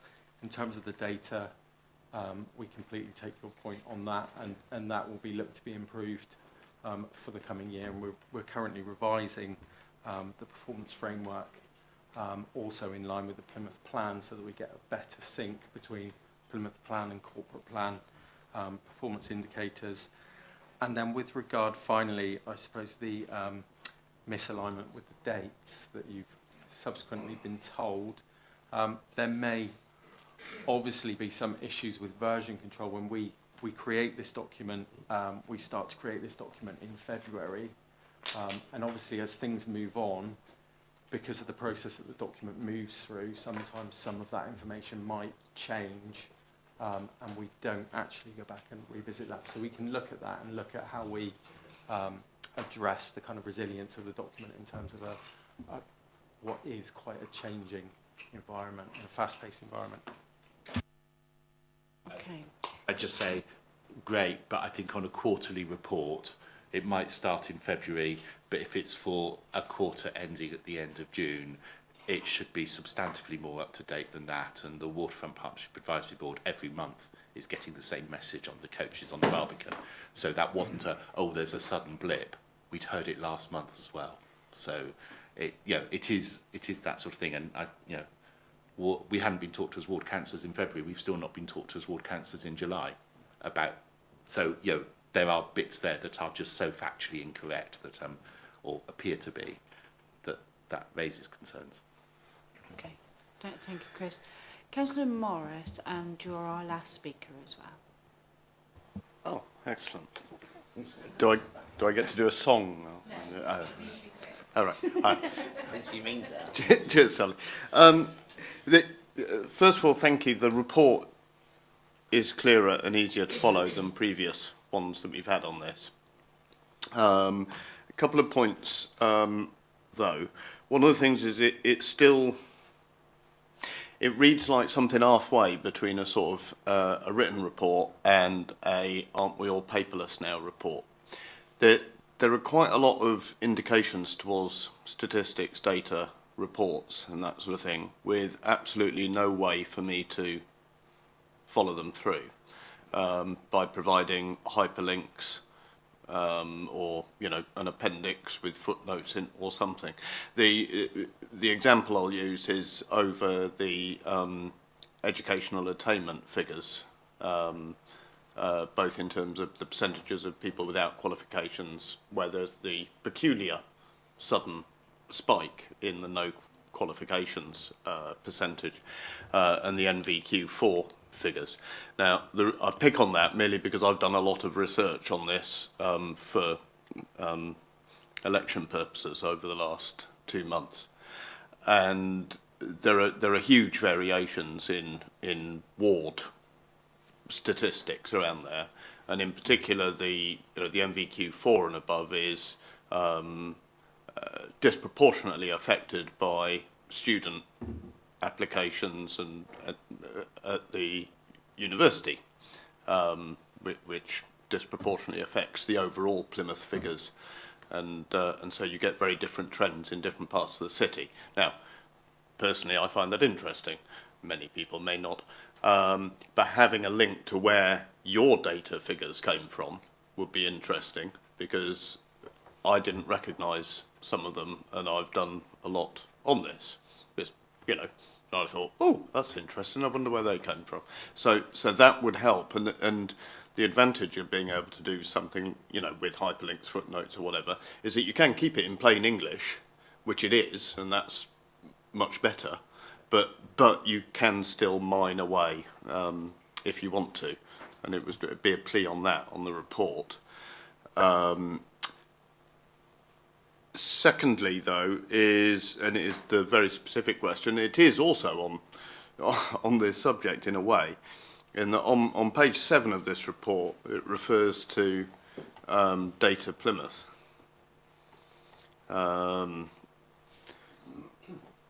Excuse me, page 7.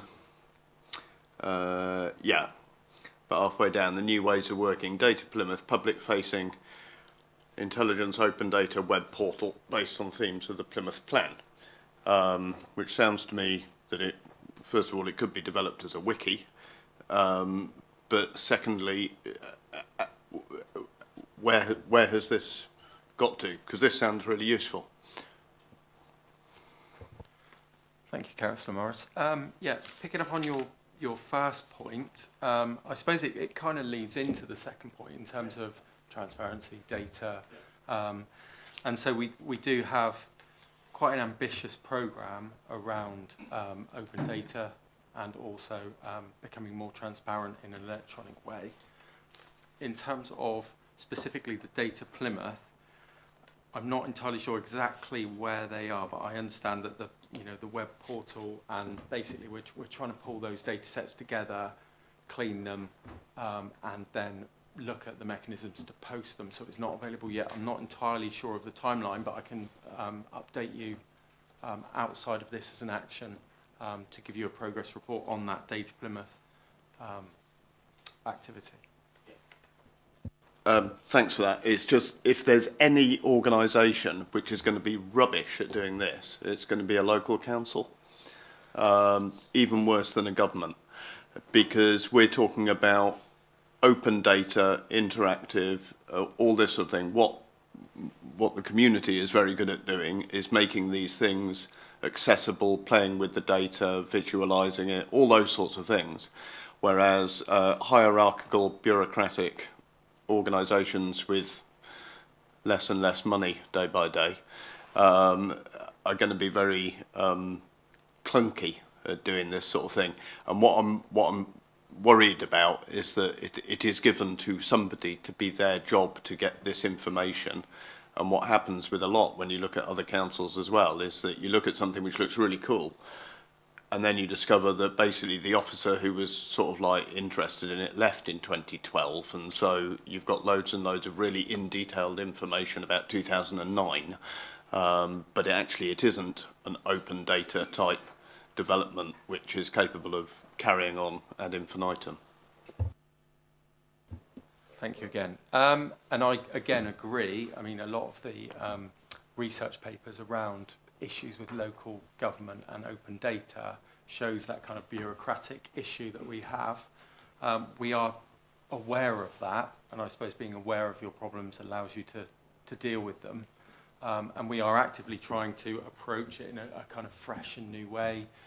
There's been several data play events, which you may or may not be aware of yet. So that's just one element of what the council are trying to do, to try and step away from that kind of bureaucratic approach and try something new. And that's, I suppose, some of the issues with delay would be us coming to terms with that kind of new style and trying to overcome some of those barriers which are kind of culturally embedded within a local authority generally. So we are aware of that and look forward to your feedback in future scrutinies, really. Because all the whizzy hippie data geeks. I was just saying, all the whizzy data geek hippies who run on a 72-hour sleep-wake cycle and send me stuff would never work for a council. It might work for the Russian government sometimes, but they wouldn't end up being a council officer, and they're the people who are really good at it. That was the point. So throw it open. Okay, thank you. And Andrew, can I thank you very much for coming? Thank you very much. Okay, we have the Plymouth Plan for Sport next.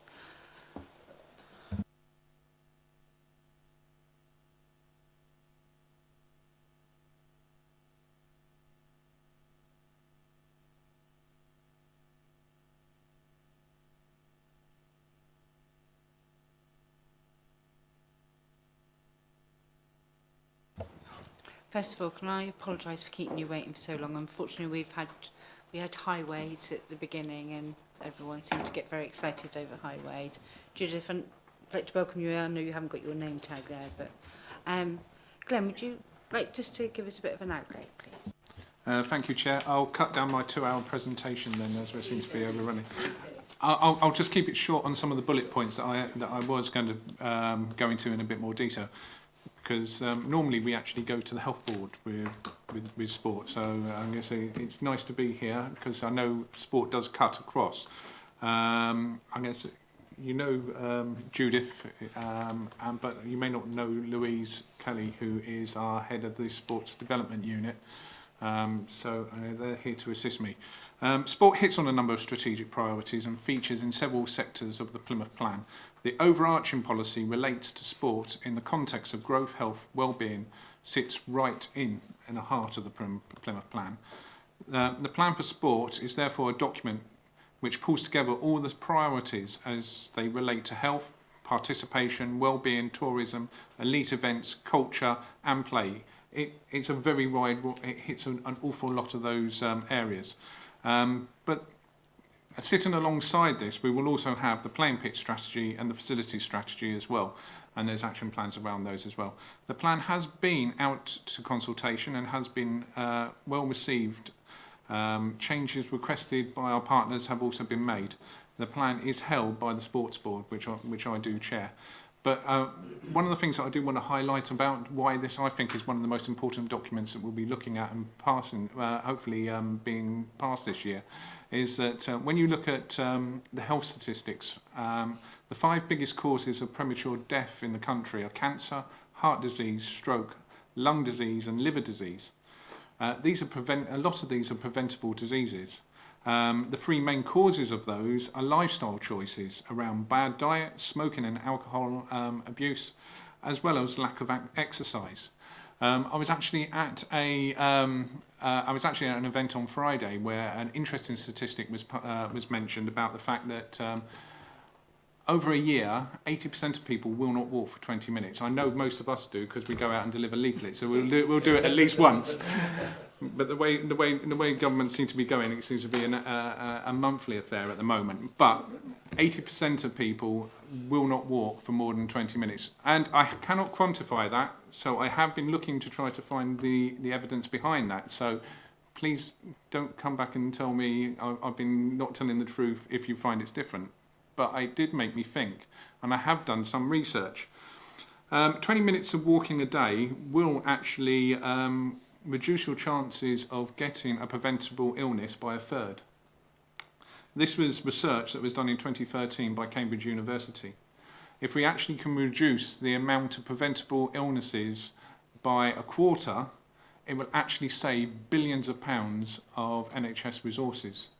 So having a document like this, which is encouraging people to not just go out and take part in high-level sport, but actually go and have a walk around the park, maybe join a running club, and there's some interesting examples of what is happening up and down the country of trying to get people more active, that we will work with people and love to be able to provide in Plymouth or support in Plymouth.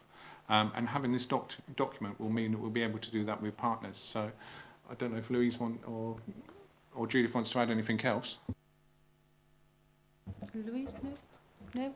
Do we have any questions, please? Councillor Smith. Can't let him get away with it.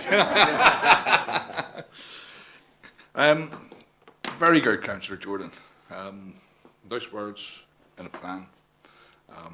My concern is about delivery.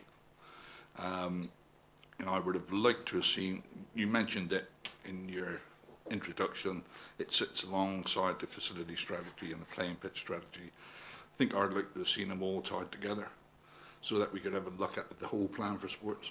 Prime example, one of the areas you're looking at is trying to get people that are not active again. Now, take an area like Ernesthill, there is no facilities down there at all. Very deprived area, and you took away our library this week as well, so that's another thing you've took away from us. We may be losing the doctor's surgery because that's out the tender at the moment and they can't find someone to take it. So how are you going to get those people active and engaged? Well, it's about working in partnership. Like I said, there is a community centre in Ernesthill, and this is one of the things. That we wanted to work with is those community organisations. I say, and also it's about using the space that's available. Like I say, some of the projects that I've seen up and down the country actually just use green open space. They use cafes. They go. I'm going to say it's even workplace groups that have been started up as well. So it's about working in partnership with those organisations that are there to try to get things up and running. It may be something that somebody wants to run from their own front room. It could be just a group of mums that meet up, supported by us, and go and do something in their local area. It's about getting people active. Active can be just going for a walk around the block. As long as you do 20 minutes of activity, you will actually reduce your risk of a preventable illness. But does the team want to add anything else?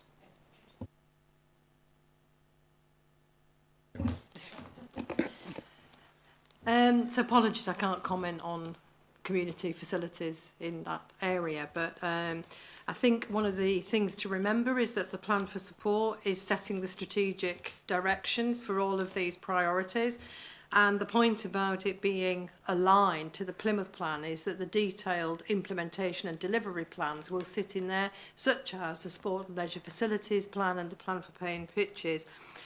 What I can say is that if you would like to see those detailed plans, then although today we brought the plan for sport as it continues on its journey through consultation, discussion and scrutiny, we can of course provide the detailed plan. But I think the whole point of this was to set that direction of travel and be very clear what were the hooks for all community sport networks, the contracts that we have in the city and in the local area, the inspiration we want to be clear about, what we want to promote, school sports partnership. So it's all of those things that rather than list all of them individually, the plan is saying we have priorities around participation in every community, around the places we want to create, and the pride in the city, which may encourage and inspire people as well as well-being. In terms of working within specific communities, we do of course have the contracts, and we also have still the sport development unit, and a whole set of the indicators that Louise works to are around increasing participation and access to things that will make people healthier. Councillor Smith, did you want to come back? Yeah, I think it would be good if we took up that offer of the other plans coming forward, so we could see it all tied together and take it forward from there. Councillor Storer.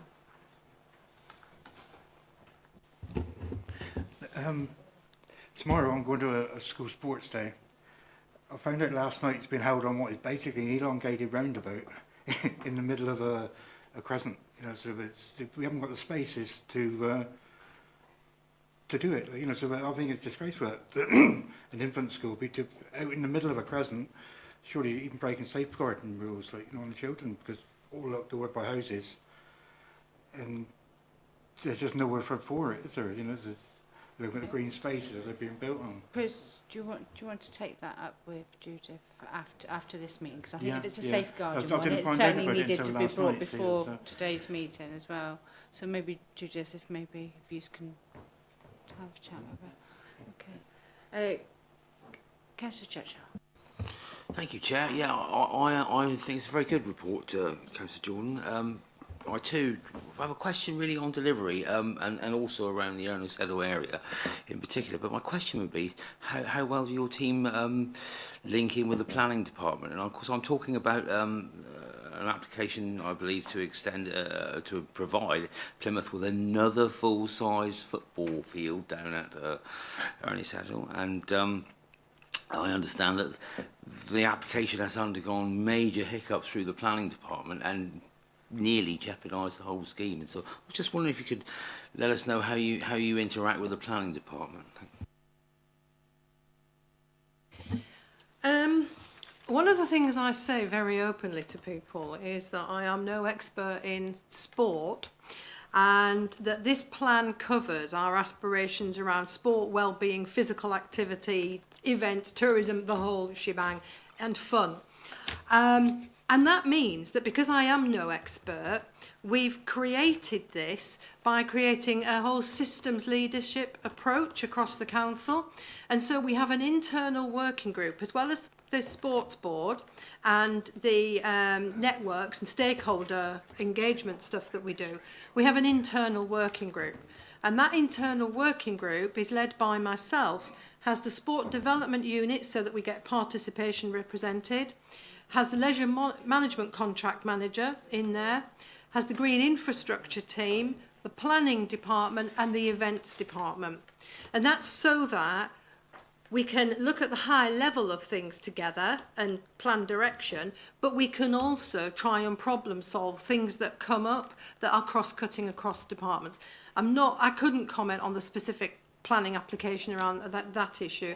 But the point, of course, the principle of your point is that we actually run this, and I'm simply the strategic lead, but we work across the entire council. Can I just add, I'm going to say, and also, those are also sitting under the playing pitch strategy as well. So I'm going to say, though we would be encouraging people to use that, actually the designation of those playing pitches and all that would be work between my team and the planning department under the Plymouth plan, under the playing pitch strategy as well. Councillor Morris. Thank you. One of the things in this report that it mentions a couple of times, so support the community sports sector to develop and grow, recognise and support the work and achievements of local sports clubs. I've had a couple of things over the last year where local people either setting up or wanting to develop their club, which can start in quite a casual fashion, which is fine, about how easy it is to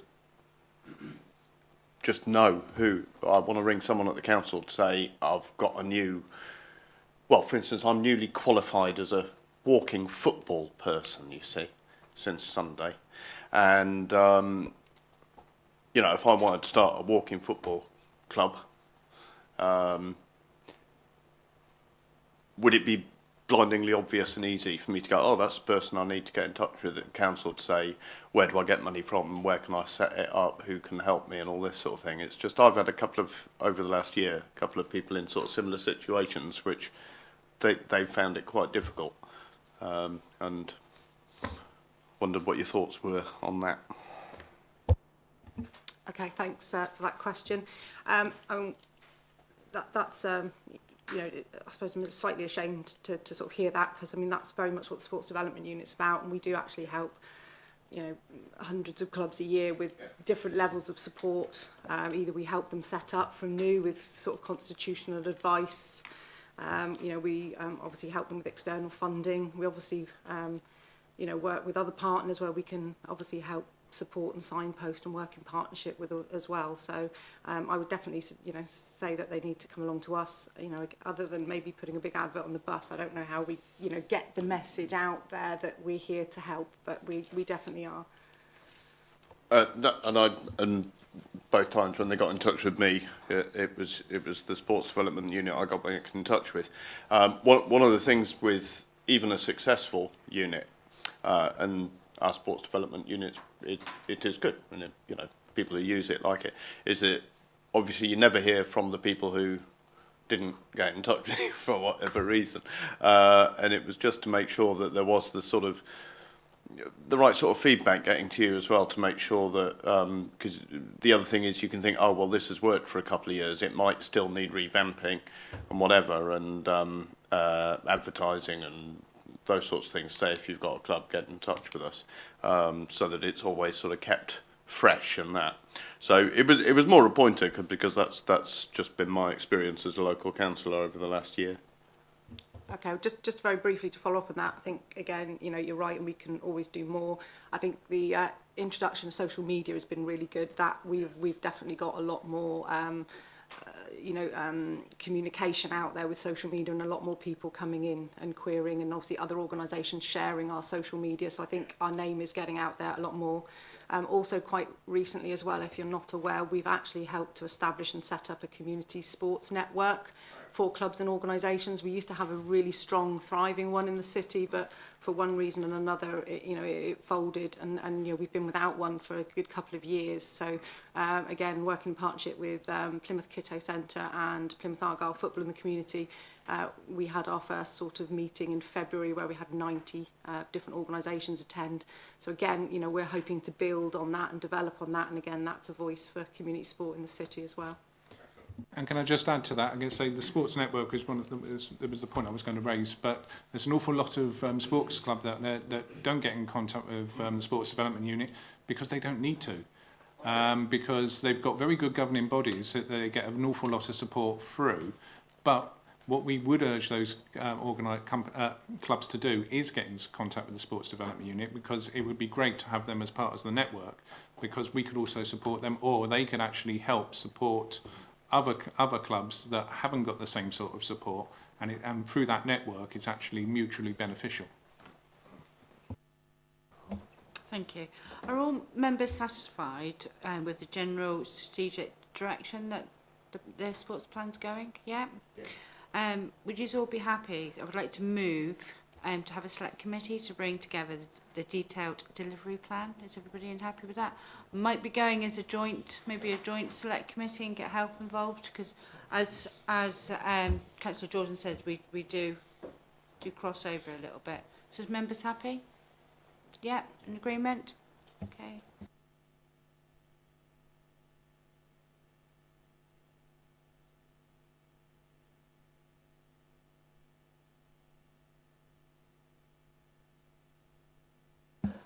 Okay, members.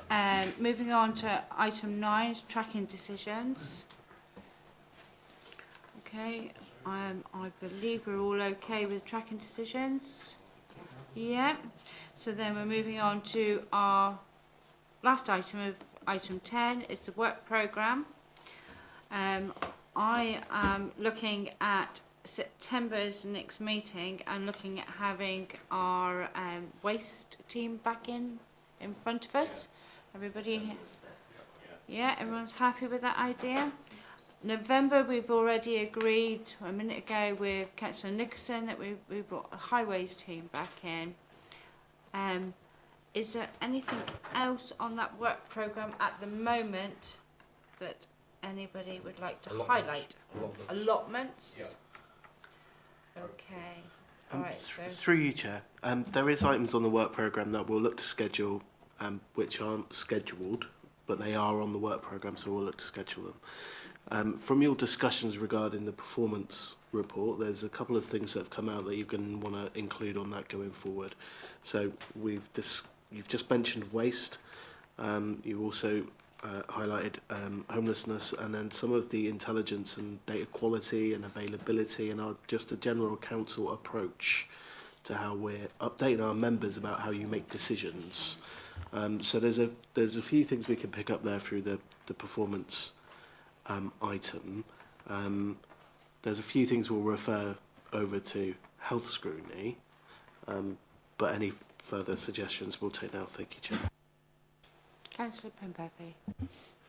Yeah, there's been talk for a little while now about the modernisation of the registration services.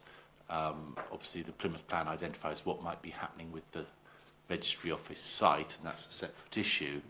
But the registration of birth, death and marriage, so how we engage with our residents at three very important parts of their lives, are something that I think we should be looking at as that service is being developed, especially as the registry office is no longer taking bookings for weddings. So, you know, there are some bits that have an ongoing knock-on impact on local businesses as well as local residents. So I think for us to be able to take a look at where that modernisation programme is up to and the decisions that are being thought about might be useful. Thank you, Chris, because I did forget to mention that one. Councillor Churchill. Yeah, thank you, Chair. I just wondering if we could have. Sorry if I'm jumping in the way. I just wondering if we could have an update on the